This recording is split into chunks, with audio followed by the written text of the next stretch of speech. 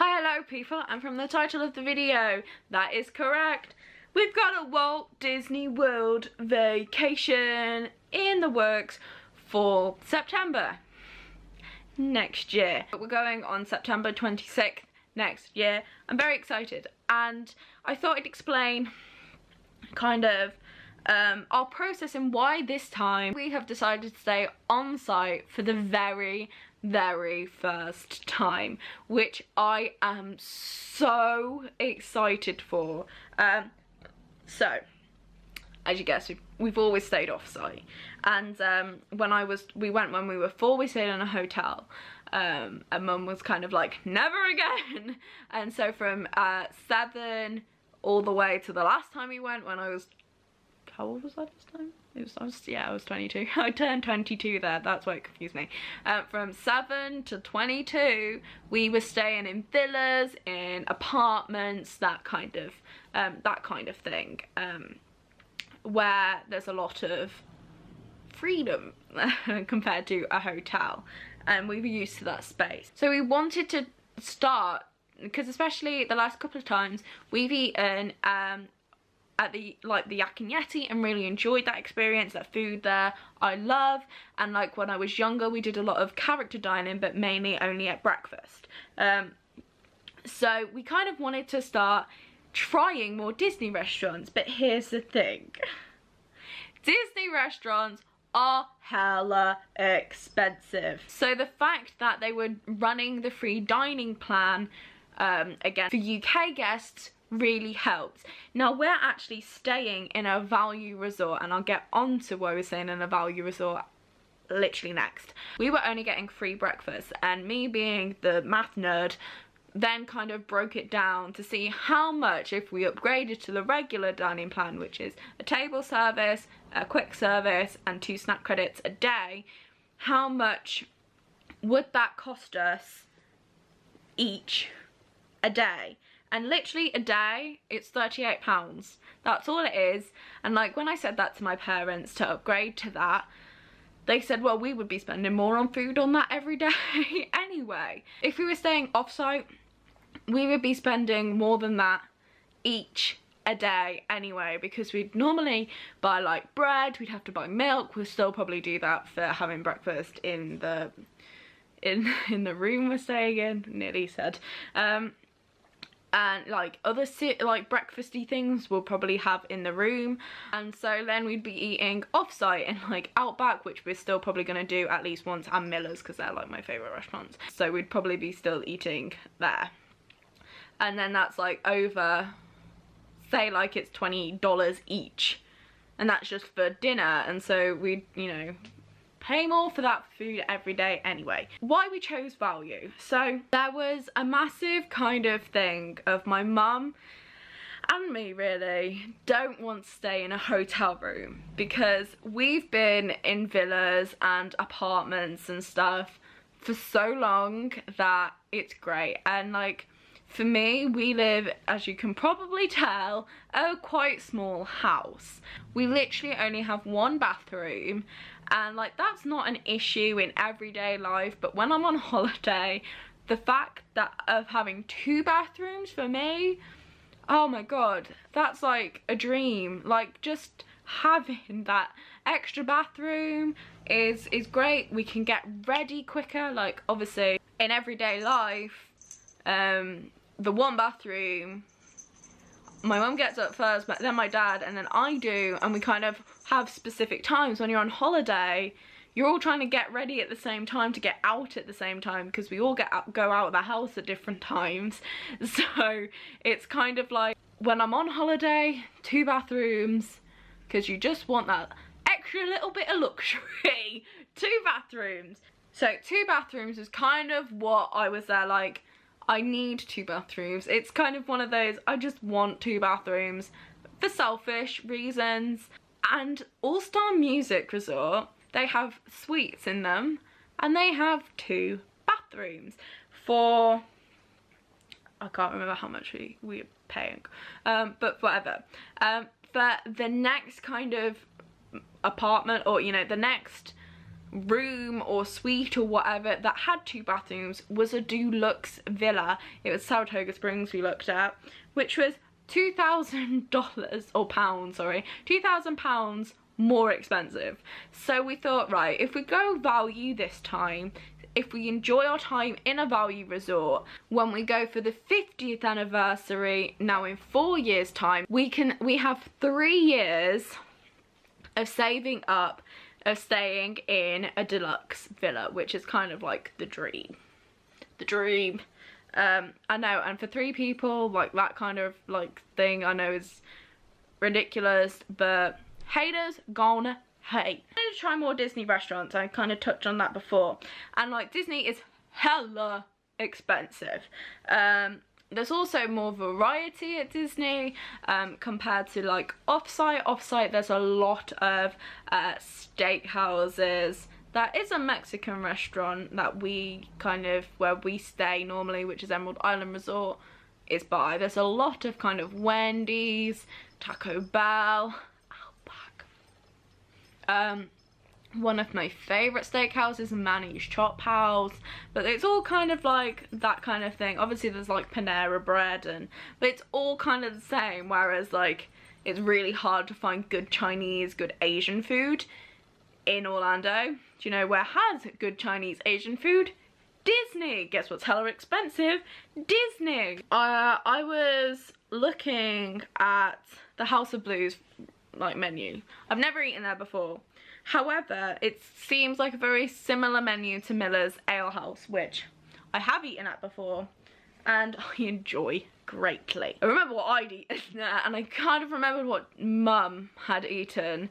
Dad, I think, normally has steak there or a special, so it's hard to kind of compare something like that to me, who normally just gets something on the menu, like normal menu. My mum had jambalaya, and I had a Philly cheesesteak. So I'll do the Philly cheesesteak first because it's easier. So at Miller's, a Philly cheese was $9.29, and that was with onion rings, I think, or fries. I'm pretty sure. And virtually exactly the same in House of Blues was $16. I don't know if the portion sizes are bigger at House of Blues. I imagine they're normal Disney sizes, while Miller's was kind of normal Disney size. And so that's like a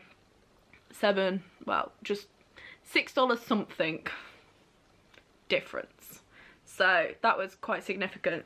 I say quite significant. Let's get on to jambalaya. Jambalaya is a rice, fish and meat dish, and my mum loves it. Meant to be with shrimp. Now at Miller's Ale House, I remember it was a massive bowl of, I think my mum even struggled. And trust me, we can eat. Us nailers can eat. The Miller's jambalaya was $12.99. That's bog standard with shrimp. Now in House of Blues, the option without shrimp is $19. So already that's like another $6 difference. However, if you wanted shrimp with a dish that's meant to have shrimp, $25. Oh my god. So that's why we wanted to stay on site, so we could try more Disney food and not, you know, become bankrupt. So that was the process of deciding where we were going to stay. Obviously, we've stayed in villas for a long time, and staying in villas is great. Eating off-site is great, it's cheap, but you have to counter that in with your spending money. And I highly recommend staying off-site. It's great. I've not stayed on site, so I can't comment if I enjoy it, but I feel like I will. So our next process was then car. Obviously, Disney has great transportation. You have the Magical Express to take you to your resort, and then you have all of the in-buses, and then you can call like an Uber, which I've never done before because I live in a town where Uber doesn't exist. Taxis don't really exist without it like costing you 30 quid to go 20 minutes. So that kind of element terrifies me. That's something you can use obviously to get to Universal and all that stuff. That's obviously an option. For us, a car is kind of something that we like because of freedom. There's also kind of slightly too many restrictions when it comes to Disney transportation. Like sometimes you're waiting half an hour for something, where I could be on the move to my car and then like go in the car, and like that take that amount of time. Like, I don't know. Also, mum's disabled, and like it's very difficult for her to stand still and stand in lines for a long period of time, so having a car and having that freedom kind of makes sense to us.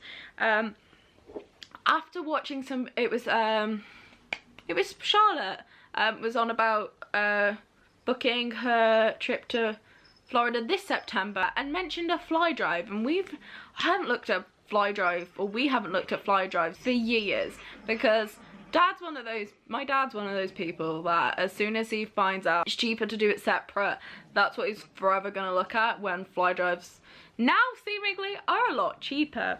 So I looked at a flight for this year at the time we're going. So flights are trying to fully book and get rid of the seats of £525. And a car is £450. Add that together, that's £975, whereas a fly drive is £906. Now that's only like a couple, like that's £70 difference, but that £70 is a lot of money. Like, I could definitely buy a lot of crap in Disney for that money. Like, just you're saving 70, like, and Disney's all about where you can save money, so maybe look at a fly drive. That's what we're looking at for next year, which I find weird that I can book a fly drive for next year, but I can't book a flight and a car for next year. It's weird, isn't it? Also, why we chose a car, Walmart trips or Target trips, Target. The thought of filling up like an Uber or a taxi or whatever with the amount of crap we normally buy from Walmart, much rather just do it ourselves and bung it in a car. Saves us like waiting around and, you know, all that stuff. We just hate waiting. I'm an impatient person. I hate waiting. Flying Virgin, basically. At Disney Springs, they have a Virgin drop-off. So on the day you're departing, a very, very sad day, I think they're there until 1 o'clock in the afternoon. Don't quote me on that, it could be 11. Yeah, I think it's midday or 1 o'clock they leave. But if you kind of drop your bag off there, you check in for your flight later on in the day, and you've already got rid of your big suitcase, you don't have to worry about that. And so then when you go to the airport at the end of the day, you just walk on in, go through like security, Bob's your uncle, Fanny's your aunt, like you're then there. So you could turn up like an hour before. We still, because of paranoia, still turn up probably 2-3 hours before, because we do. Plus as well, if you're in a car, instead of having to go on the Magical Express at X time and there kind of being little to no budge room, I don't know enough about that, but I know I've heard stories of people saying, no, that's the one you're getting, we can't put you on another one. If you're in a car, you can just take a leisurely drive. And that's what we do. We spend time in Disney Springs. The time before the last time we went, we ended up going to the cinema and watching Big Hero 6, and then kind of shopping around Disney Springs, and then taking a leisurely drive to the airport. We used to stop at like flea markets and like see what's there, like have a mooch round. One year I hadn't had like a decent milkshake the entire trip, so we went to Denny's because it's an American institution, name that film, to have a milkshake, and I still have dreams about that milkshake. It was a red velvet one, and he put chocolate sauce in it for me as well. The employees of this Denny's chain discovered that if you put chocolate sauce in this red velvet milkshake, it made it taste 1,000 times better. They're kind of the pros to having a car. Obviously the cons, if you're not over 25, very expensive. I know my cousin tried to drive the last time we went with him and it was very expensive. So I know if I went on a trip by myself now, I would definitely be like using the Ubers, using the Disney transportation, because it costs so much if you are under 25, which I think is poor because I'm a great driver. What I've done so far, I've priced out how much everything is, because obviously I'm paying for a lot more this time than I have done previously, because obviously I'm employed. So like my mum and dad are still paying for the entire accommodation with us. I'm paying for my tickets, I'm paying for the food, that, you know, the upgrade price, and I'm paying for the fly drive, which I've never ever paid for flights or the car before. I mean, I've contributed like last time we went to the entire holiday, but I've never paid like I'm paying now. As you can see, so like it says total Disney, that's how much we're paying, is 5,442, and then like the accommodation is 845. I'll read it out. £845 per person. The tickets are £399 per person. Food would be £570 per person, and fly drive works at £906 a person. And then kind of split it to like how much my mum and dad want to like all of those prices, and then how much my mum and dad want to like spend on spending money, and then like mine, I've done spending money, and then like kind of divided that by 12, and then all that to see, like to say like how much I need to save a month, and put in a separate bank account, you know, to kind of keep it out of my normal account.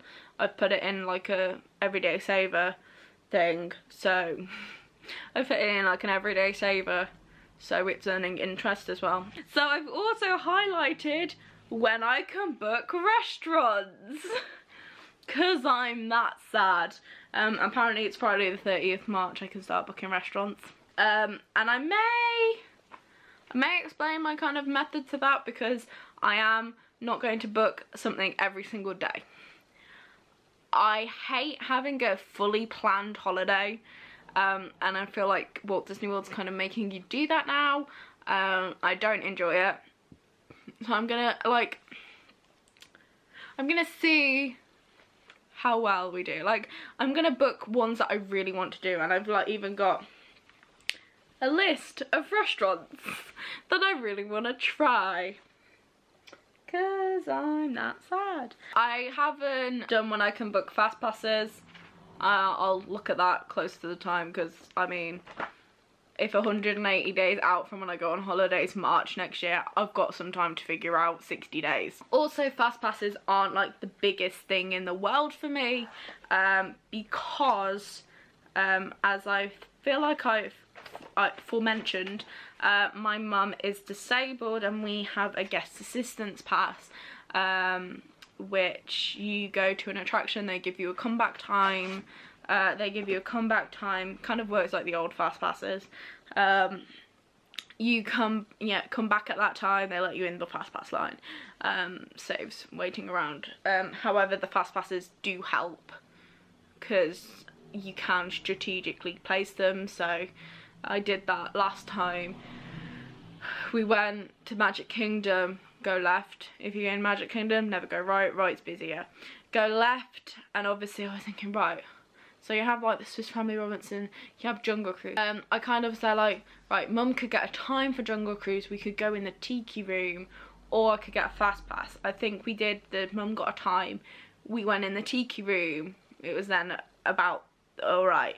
I got a fast pass for Pirates of the Caribbean though. Kind of we boshed out 3 rides within an hour.